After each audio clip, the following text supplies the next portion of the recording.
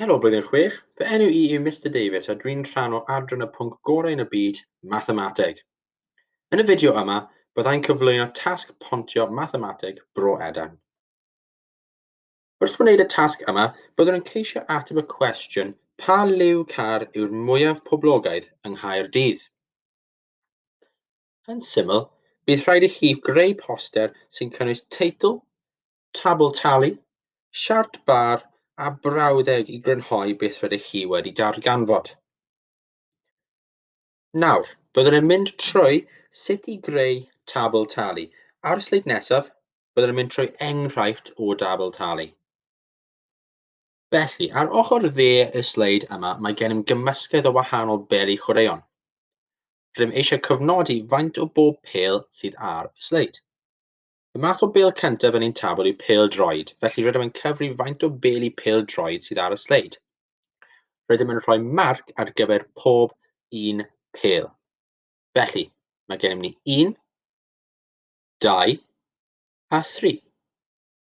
Wedyn rydym yn cyfri faint o marciau sydd gennym ni a rhoi'r rhif yn y colofn olaf, sef 3.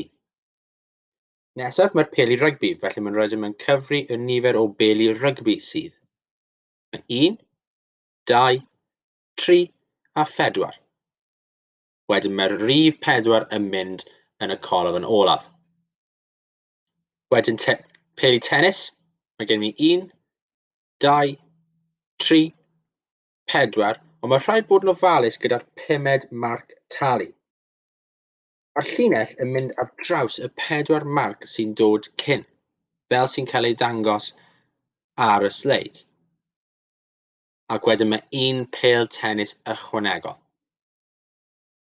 Wedyn yn y colofn olaf rydym yn rhoi 6. Ac yn olaf mae'r peli fas, felly mae gen i 1, 2, 3, 4, ac wedyn mae'r 5 marc yn mynd ar draws yr 4 marc sy'n dod cyn. A ni'n rhoi 5 yn y colofn olaf.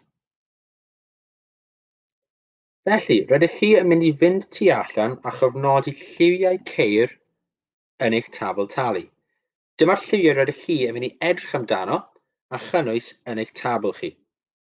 Felly rydych yn mynd i gyfri faint o geir o'r lliwiau yma rydych yn gweld. Peidiwch â gofnodi mwy na 30 car yn eich tabl tali. Felly, dyma dempled o beth dylai eich tabl chi edrych fel. Nesaf, mae rhaid i chi greu siart bar o'r data.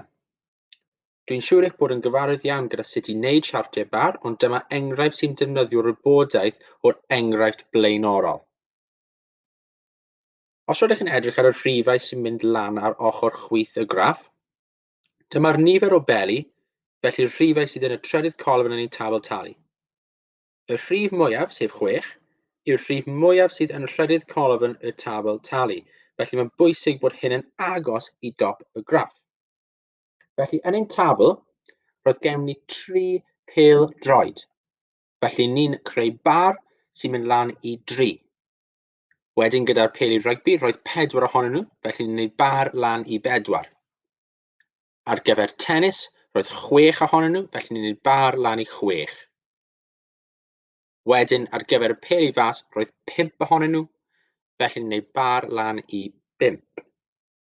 Mae'n bwysig hefyd bod lled pob bar yr un peth, a bod lled y bylchau rhyngddynt yr un peth hefyd.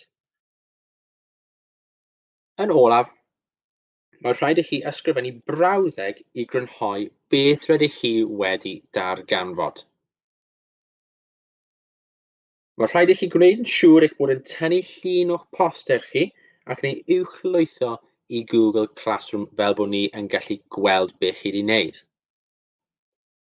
Diolch am wrando blwyddyn chwech a hwyl am y tro.